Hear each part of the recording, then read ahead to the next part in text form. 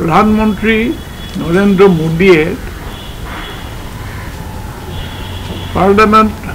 হাউচত প্ৰথম ভৰি দিয়েই সাষ্টাংগে দীঘল দি পৰি সেৱা কৰিছিল আৰু আজি বহুদিন ধৰি তেখেত নিজেও পাৰ্লামেণ্টত উপস্থিত নাথাকে আৰু যিকেইদিন পাৰ্লামেণ্ট চলে দেখা যায় যে কোনো আলোচনা নোহোৱাকৈ এখন বিল জবৰদস্তি কৰি আইনত পৰিণত কৰা হয় বিৰোধী পক্ষক কথা ক'বলৈ সুযোগ দিয়া নাই আৰু আপোনালোকে জানে কা আইন ইত্যাদি কিছুমান আইন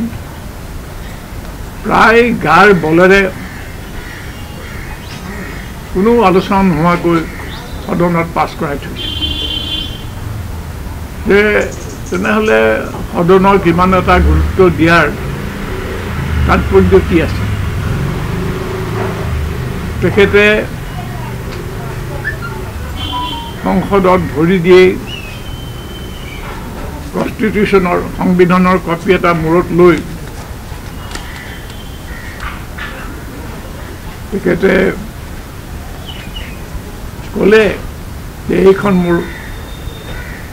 দিছ ইজ মাই হোলি বুক এইখন মোৰ পবিত্ৰ ধৰ্মশাস্ত্ৰৰ নিচিনা আৰু আজি কা আইন UAPৰ সংশোধন এনেকুৱা বহুত কাম কৰা হৈছে য'ত সংবিধানৰ যিটো মৌলিক অধিকাৰৰ চৰ্ত মৌলিক অধিকাৰৰ যিটো ধাৰা সেইটো সম্পূৰ্ণৰূপে অগ্ৰাহ্য কৰি তাক বিলোপ কৰিব খোজা হৈছে গতিকে সমন্বয় আৰু সহানুভূতিৰ কি তাৎপৰ্য হ'ব আমি অলপ সাৱধানে লক্ষ্য কৰা ভাল হ'ব এই মুহূৰ্তত অসমখন অশান্ত কৰি আছে অসমীয়া ভাষা আৰু অসমীয়া বাঙালীৰ মাজত সংঘাতৰ বিষয় এটা আমি সাধাৰণতে দেখিছোঁ যে হিন্দু মুছলিম বা নানা ধৰণৰ জাতীয় জনগোষ্ঠীয় ধৰ্মীয় যিবোৰ সংঘাত হয় সংঘৰ্ষ হয় সংঘাতে সংঘৰ্ষৰ ৰূপ লয় বহু ক্ষতি হয় সাধাৰণ মানুহৰ জীৱন নাশ হয় সম্পত্তি ধ্বংস হয় কিন্তু তেওঁলোকৰ লাভ একো নহয় ধৰ্মৰো একো উন্নতি নহয় সম্প্ৰদায় বা জাতিটোৰো কোনো উন্নতি নহয় ইয়াৰ ফয়দা লুটে সেইবোৰ ৰাজনীতিবিদে যিবিলাকে এই হেৰিবিলাক সংঘাতবিলাক সংঘৰ্ষত পৰিণত কৰে গতিকে আমাৰ জাতিগত যিবোৰ কথা বা ভাষাগত যিবোৰ কথা যিবোৰ সংঘাত ওলাইছে ইয়াক সংঘৰ্ষত পিনে টানি নিবলৈ চেষ্টা কৰা হৈছে সেইবোৰ আচলতে কিমান গুৰুত্ব দিবলগীয়া কথা আমি চিন্তা কৰি চোৱা উচিত এইবোৰ লৈ পেলাই আমি ব্যস্ত বস্তু বাহানিৰ দাম দিনক দিনে বাঢ়িছে ভাড়া বাঢ়িছে তাৰপিছত আপোনাৰ খাদ্যৰ দুৰ্মূল্য হৈছে আৰু যিকোনো কথাতে খৰচ বেছি হৈছে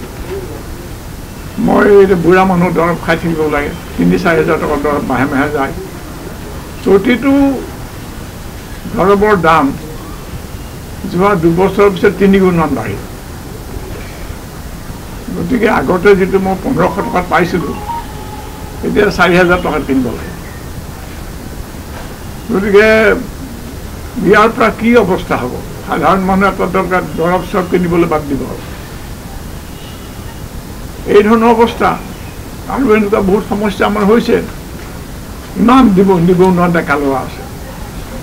আপোনালোকৰ বহুতৰে দৰমহা মই জানো বৰ কম। সেইবোৰ এটা ডাঙৰ সমস্যা। এতিয়া আজি গুৱাহাটীত আপুনি 8-10 হাজাৰ টকাৰে কোনো চলিব নোৱাৰে, অন্ততঃ এটা ভদ্ৰ জীৱন যাপন কৰিব নোৱাৰে। সেইবোৰ কথা আমাৰ সমস্যা নহয় নেকি? তাকে লৈ ক'ৰ কোনোবা এটাই মানে কিবা অসমীয়া আখৰ গুচি পেলাই বঙালী লিখিলে, সেইটোতে আমি ইমান উত্তেজিত হ'মনে? গতিকে মই ভাবোঁ যে এইবিলাক বিষয়ত যদিও মানে অসমীয়া ভাষাক যদি কোনোবা অৱজ্ঞা কৰে, অপমান কৰে, আমি এটা প্ৰতিক্ৰিয়া কৰা বেয়া নহয়, কিন্তু এইটো তেনেকুৱা প্ৰতিক্ৰিয়া কৰিবলগীয়া কথা বুলি মই বিশ্বাস নকৰোঁ। গতিকে বন্ধুসকল, মোৰ এইখিনিয়ে কথা। মই কওঁ যে ৰাজনৈতিক মানুহৰ ষড়যন্ত্ৰত আমি পথভ্ৰষ্ট হোৱা উচিত নহয়। অসমত থাকি ইংৰাজী স্কুলত পঢ়াৰ কাৰণে অসমীয়া নাজানিব, এইটোৰ কি ধৰণৰ কথা? এইটো এটা মই ভাবোঁ যে এইটোৱে আমাৰ জাতিৰ প্ৰতি